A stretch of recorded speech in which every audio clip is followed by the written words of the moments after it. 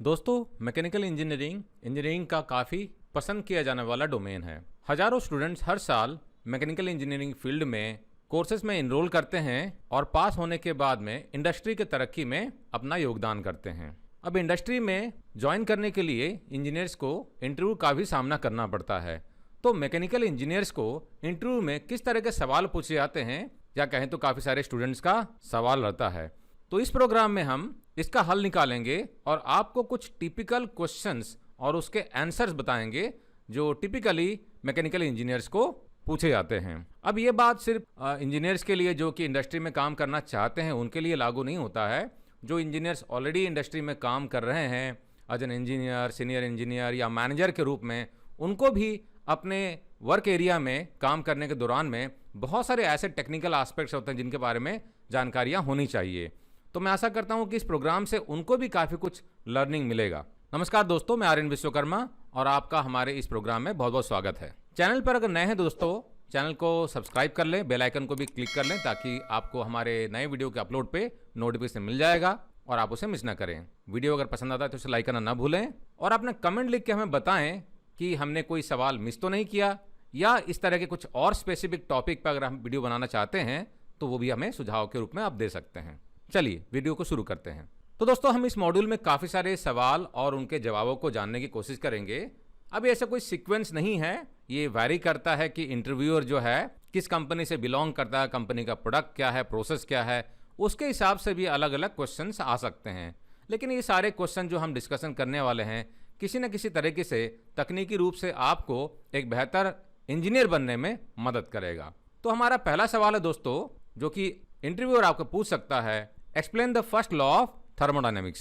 तो दोस्तों, इसका आप जवाब दे सकते हैं कि law of thermodynamics, which is also known as law of conservation of energy, states that energy can not be created और destroyed in an isolated system, it can only change forms from one to another. तो दोस्तों, ये काफी प्रचलित thermodynamics का law है जिसके मुताबिक एनर्जी को आप नष्ट नहीं कर सकते हैं। एनर्जी को एक फॉर्म से दूसरे फॉर्म में, जैसे कि मैकेनिकल से इलेक्ट्रिकल, इलेक्ट्रिकल से मैकेनिकल, काइनेटिक एनर्जी को दूसरे एनर्जी में, यानी कि आप किसी न किसी एनर्जी को एक फॉर्म से दूसरे फॉर्म में आप कन्वर्ट करते हैं और आप उसे नष्ट नहीं कर सकते हैं। दूसरा सवाल आ सकता है, differentiate between stress and strain, और इसका जवाब आप दे सकते हैं, stress is the internal resistance within a material when subjected to an external load, while strain is the deformation or change in shape that occurs in response to stress। आप ऐसा ही बता सकते हैं कि स्ट्रेस जो होता है force applied to material per unit area भी होता है, जबकि स्ट्रेन जो होता है डिफॉर्मेशन और change in the shape of material होता है that results from the applied force. तो अलग अलग तरीके से आप इसका एक्सप्लेनेशन दे सकते हैं। बहुत ही बेसिक सवाल है मैकेनिकल इंजीनियरिंग के क्षेत्र में। तीसरा सवाल आपको आ सकता है दोस्तों, कार्नोट साइकिल के बारे में, यानी कि what is the significance of the Carnot cycle in thermodynamics, और इसका जवाब आप दे सकते हैं, the Carnot cycle sets the upper limit of efficiency for any heat engine operating between two temperature reservoirs. It's a theoretical benchmark for assessing the performance of real world heat engines. जैसा कि आप चित्र में देख सकते हैं, Carnot cycle या Carnot चक्र जो है दो तापमान भंडारों यानी कि दो रिजर्वर जो होते हैं उनके बीच चलने वाले किसी भी तरह के हीट इंजन का एक बेंचमार्क निर्धारित करता है। अगला सवाल आपको आ सकता है दोस्तों, फ्लाईव्हील के बारे में, यानी कि what is the purpose of a flywheel in A machine. तो दोस्तों, फ्लाईव्हील एक कॉमन मैकेनिकल पार्ट्स है जो कि बहुत सारे मैकेनिकल डिवाइसेस में इस्तेमाल किया जाता है। अगर स्पेशली मैं अगर गाड़ियों की बात करूं तो कार्स में, ट्रक्स में, सब में फ्लाईव्हील का इस्तेमाल होता है। और इसका आंसर आप दे सकते हैं, a flywheel stores kinetic energy and smoothens the operation of a machine by maintaining a constant angular velocity, reducing fluctuations in speed। तो जैसा कि आप चित्र में देख सकते हैं, सबसे बड़े वाला राउंड व्हील जो एंड में है वो फ्लाई व्हील है और एक हर एक इंजन में होता है, और इसका प्रमुख उद्देश्य जो होता है काइनेटिक एनर्जी को स्टोर करना और इंजन को रोटेट करने में मदद करता है, और ये इंजन को बैलेंस करने में भी मदद करता है ताकि इंजन का परफॉर्मेंस बेहतर हो पाए। और जब इंजन रन होता है तो मैकेनिकल पावर क्रिएट होती है और फ्लाईव्हील जो है उन मैकेनिकल पावर को स्टोर करने में मदद करता है। पांचवा सवाल आपको पूछा जा सकता है, explain the difference between a bolt and A screw. तो दोस्तों, बोल्ट और स्क्रू हमारे रोजमर्रा के लाइफ में अक्सर हम इस्तेमाल करते हैं, और मैकेनिकल डिवाइसेस की अगर बात करें तो उसमें भी काफ़ी इस्तेमाल किया जाता है। तो इसका आंसर आप दे सकते हैं, bolts are used with nuts and are typically externally threaded, whereas screws have threads along their entire length and are used to fasten materials together without a nut. तो जैसा कि आप चित्र में देख सकते हैं, बोल्ट जो होता है अक्सर नट के साथ में इस्तेमाल किया जाता है और इसमें जरूरी नहीं कि थ्रेड जो है पूरी के पूरी बॉडी में हो। जैसा कि चित्र में देख सकते हैं, ऊपर वाले पोर्शन में यानी कि हेड के पास में थ्रेडेड नहीं है, जबकि स्क्रू में आप पूरी की पूरी बॉडी में थ्रेड भी पाएंगे और ये टैपर भी होता है और इसमें अक्सर हम नट का इस्तेमाल नहीं करते हैं। सिक्स्थ क्वेश्चन आपको आ सकता है, डिफाइन यंग्स मॉडुलस, और इसका आप डेफिनेशन दे सकते हैं, Young's modulus which is defined as measure of a material stiffness and its ability to withstand deformation under tensile or compressive loads। और यंग्स मॉडुलस को निकालने का जो फॉर्मूला हो जाएगा वो होगा स्ट्रेस अपॉन स्ट्रेन। हमारा सातवां सवाल है दोस्तों, what is the difference between hardness and toughness of a material. तो दोस्तों मटेरियल्स में बहुत सारी मैकेनिकल प्रॉपर्टीज होती हैं और उनमें से कॉमन प्रॉपर्टीज है हार्डनेस और टफनेस। तो इसका डिफरेंस आप एक्सप्लेन कर सकते हैं। Hardness is the ability of a material to resist deformation, while toughness is the ability to absorb energy before fracture.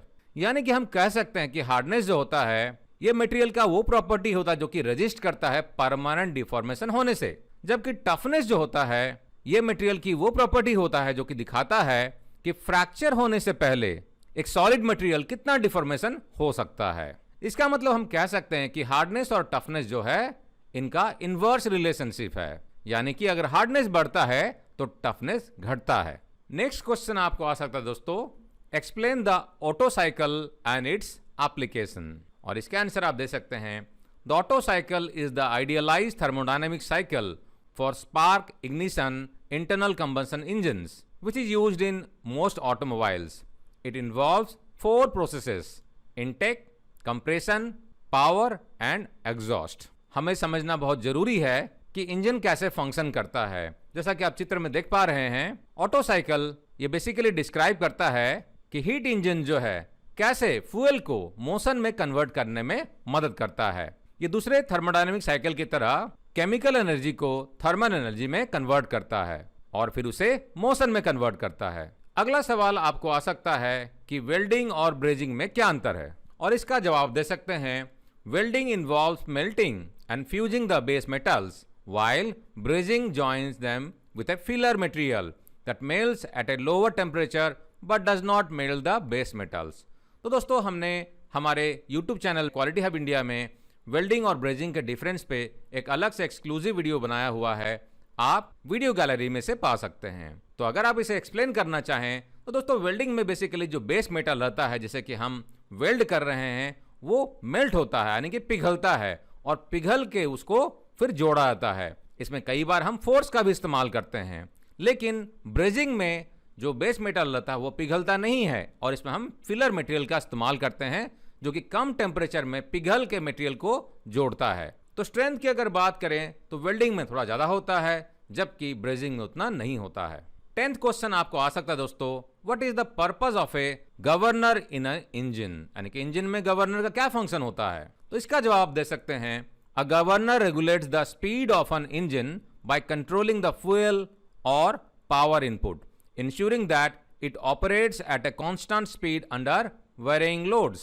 तो दोस्तों गवर्नर काफी इंपॉर्टेंट रोल प्ले करता है इंजन के स्पीड को कंट्रोल करने के लिए, और ये बेसिकली हमें हेल्प करता है फ्यूल का सही इस्तेमाल करने के लिए ताकि हम एफिशिएंट मैनर में इंजन को रन कर पाएं, और ये अलग अलग लोड में कांस्टेंट स्पीड हमें प्रोवाइड करने में मदद करता है। 11th क्वेश्चन आपको आ सकता है दोस्तों, explain the concept of shear force and bending moment in a beam, और इसका जवाब दे सकते हैं, shear force is the force that acts parallel to the cross section of a beam causing it to shear or slide, whereas bending moment is the internal moment that causes a beam to bend। जैसा कि आप चित्र में देख पा रहे हैं, इसको बहुत अच्छी तरीके से एक्सप्लेन किया गया है। शेयर फोर्स पैरेलली दोनों तरफ में क्रॉस सेक्शन में काम करता है जिसकी वजह से मटेरियल शियर या स्लाइड हो सकता है, टूट सकता है, जबकि बेंडिंग मूवमेंट की वजह से मटेरियल बेंड हो सकता है। अगला सवाल आपको आ सकता है, डिफाइन पॉइजन्स रेशियो,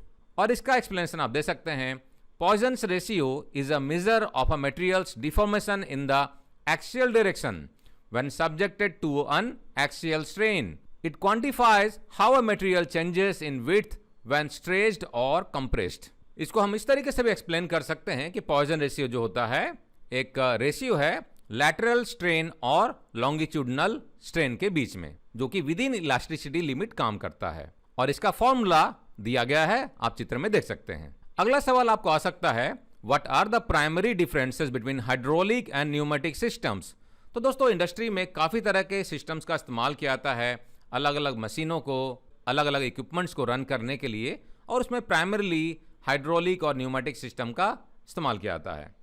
हालांकि इसके अलावा और भी सिस्टम्स हैं, तो इसमें क्या डिफरेंस होता है, तो इसका एक्सप्लेनेशन आप दे सकते हैं। Hydraulic system use incompressible fluids usually oil to transmit power, while pneumatic system use compressible gases usually air। यानी कि दोस्तों हाइड्रोलिक सिस्टम में हम हाइड्रोलिक फ्लूइड जैसे कि ऑयल, तेल का इस्तेमाल करते हैं। तेल कई तरह के हो सकते हैं, जबकि न्यूमेटिक सिस्टम में हम कंप्रेस्ड एयर का इस्तेमाल करते हैं, जैसे कि एयर कंप्रेसर का इस्तेमाल करके हम कंप्रेस्ड एयर से काफी सारे इक्विपमेंट्स को रन कर सकते हैं। अगला सवाल आपको आ सकता है, explain the purpose of a thermocouple in a temperature measurement system. और इसका जवाब दे सकते हैं, a thermocouple is a temperature sensor that works based on the Seebeck effect. It generates a voltage proportional to the temperature difference between its two junctions and it's widely used in industrial temperature measurement application। तो दोस्तों अगर किसी का explanation अगर आप दे रहे हैं और उसमें ऐसा कोई टर्म पूछा गया है जो कि अपने आप में एक्सप्लेनेशन मांगता है, तो हो सकता है कि आपको इंटरव्यूअर उस पर काउंटर क्वेश्चन पूछ ले। जैसे कि अगर आप थर्मोकपल का एक्सप्लेनेशन दे रहे हैं, उसमें अगर आपने सीबैक इफेक्ट के बारे में बताया, तो हो सकता है कि इमीडिएटली इंटरव्यूअर आपको पूछ ले कि भैया बताइए सीबैक इफेक्ट क्या होता है, तो आप उसके लिए भी तैयार रहें। तो इसका जवाब दे सकते हैं, सीबैक effect named after the German physicist Thomas John सीबैक, यानी कि थॉमस जॉन सीबैक के नाम से यह सीबैक इफेक्ट रखा गया है। और ये इफेक्ट क्या कहता है, ये बेसिकली एक तरह का फेनोमेनन है जिसमें कि बेसिकली दो डिसिमिलर कंडक्टिव मटेरियल्स में जो टेम्परेचर का डिफरेंस होता है, उसकी वजह से इलेक्ट्रिक वोल्टेज जनरेट होता है। यानी कि जब इन दोनों मटेरियल का जंक्शंस एक क्लोज सर्किट फॉर्म करता है, तो इससे इलेक्ट्रिकल करंट जनरेट होता है। अगला सवाल आपको आ सकता है दोस्तों, what is the purpose of a differential gear in an automobile. यानी कि ऑटोमोबाइल में वैसे काफी सारे गियर का इस्तेमाल होता है, लेकिन जो डिफरेंशियल गियर होता है उसका पर्पस क्या है। और इसका जवाब दे सकते हैं, a differential gear allows the wheels on the same axle to rotate at different speeds when turning, ensuring stable and smooth vehicle operation।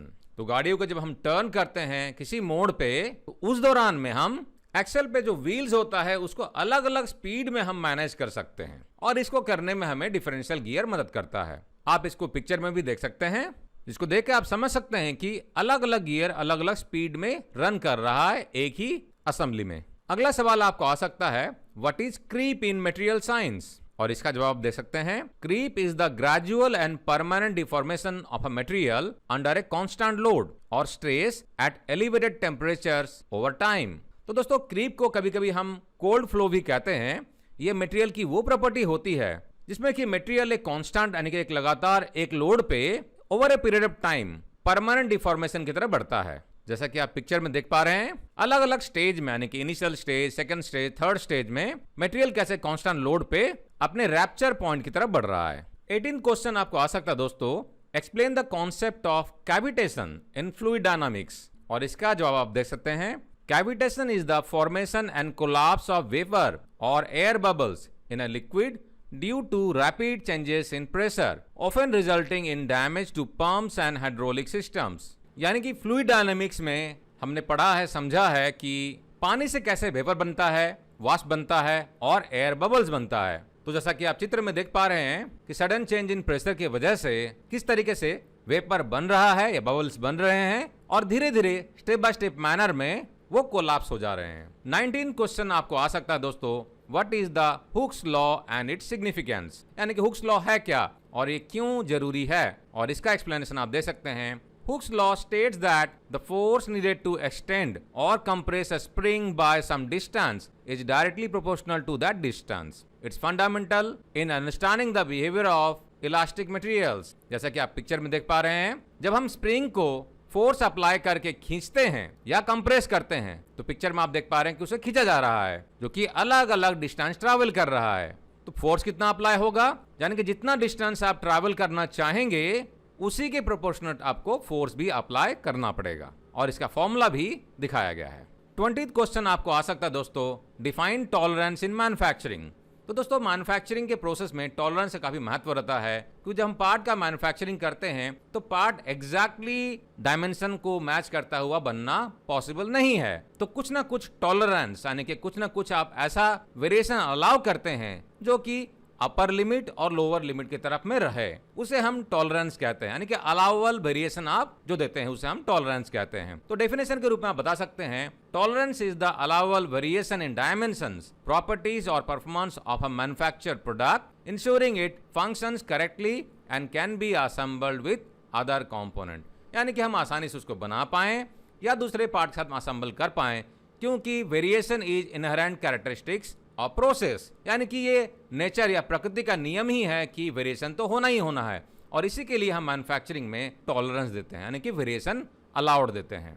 जैसा कि आप पिक्चर में देख पा रहे हैं कि इस शाफ्ट को बनाने के लिए टॉलरेंस दिया गया है, इसमें कि अपर लिमिट भी है और लोअर लिमिट भी। आपको अगला क्वेश्चन आ सकता है दोस्तों, what is lean manufacturing and how can it benefit a company. तो दोस्तों लीन मैन्युफैक्चरिंग इंडस्ट्री में इस्तेमाल किया जाने वाला बहुत ही फेमस सिस्टम्स है। सो एज एन इंजीनियर आपको इस कॉन्सेप्ट के बारे में भी पता होना चाहिए, तो आप एक्सप्लेन कर सकते हैं। Lean manufacturing is a production philosophy aimed at minimising waste while maximising efficiency. Benefits include reduce cost, improve product quality and faster production cycles. यानी कि एक ऐसा सिस्टम है जहां पर कि हम वेस्ट, जिसे कि हम जापानीज भाषा में मुदा कहते हैं, उसको हम एलिमिनेट कर सकते हैं, हटा सकते हैं। वैसे इस पर हमने काफ़ी सारे वीडियो बनाए हुए हैं यूट्यूब पे, आप उनको भी चेक कर सकते हैं, या हमारे कोर्सेज को, जिसे कि आप www.qualityhubina.com हमारा वेबसाइट या हमारा पोर्टल courses.qualityhubina.com पर जाके आप विजिट कर सकते हैं, या हमारे ऐप को आप गूगल प्ले स्टोर से या एप्पल के स्टोर से क्वालिटी हब इंडिया टाइप करके आप डाउनलोड कर सकते हैं। दोस्तों अगला क्वेश्चन आपको आ सकता है, why big bearings are heated before fitting. यानी कि जो बड़े बेयरिंग होते हैं उसको फिटिंग करने से पहले गर्म क्यों किया जाता है। तो दोस्तों बड़े बेयरिंग को फिटिंग करना काफी टफ होता है। हीटिंग करने से क्या होता है, बेयरिंग का जो डाया होता है वो एक्सपांड करता है। अब हीटिंग करने के लिए अलग अलग तरीकों का इस्तेमाल किया जाता है। कभी उसको ऑयल बाथ में लटका के गर्म करके एक्सपांड किया जाता है, कभी इंडक्शन कॉइल के अंदर में रख के उसको एक्सपांड किया जाता है। जब उसको हीट किया जाता है तो वो एक्सपांड हो जाता है, फिर उसके बाद में उसको हम शाफ्ट पे चढ़ा के जब छोड़ देते हैं कूलिंग करने के लिए, तो कॉन्ट्रैक्ट होकर अच्छी तरीके से फिट हो जाता है। तो यही पर्पज है कि हम बड़े बेयरिंग्स को गर्म करके फिट करते हैं। तो दोस्तों मैं आशा करता हूं कि आपको बहुत सारी चीज़ें इसमें से सीखने के लिए मिला होगा।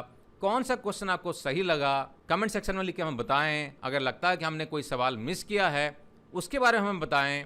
वीडियो अगर पसंद आए इसे लाइक करना ना भूलें, और अपने दोस्तों के साथ में ज़रूर शेयर करें ताकि उनको भी कुछ सीखने का मौका मिले। और चैनल पर अगर नए हैं सब्सक्राइब कर लें, बेल आइकन को भी प्रेस कर लें, और हमारा पोर्टल courses.qualityhubina.com को एक्सप्लोर करना ना भूलें। बहुत सारे फ्री कोर्सेज भी अवेलेबल हैं और पेड कोर्सेज भी अवेलेबल हैं। World class study material, world class courses and world class coaching आपको नॉमिनल कॉस्ट मिलेगा। सर्टिफिकेट ग्लोबली वैलिड हैं, जो कि आपको कैरियर में आपको बहुत आगे बढ़ने में मदद करेगा। किसी भी तरह के डाउट होने पे हमें कांटेक्ट करना ना भूलें। आपका दिन मंगलमय हो। जय हिंद।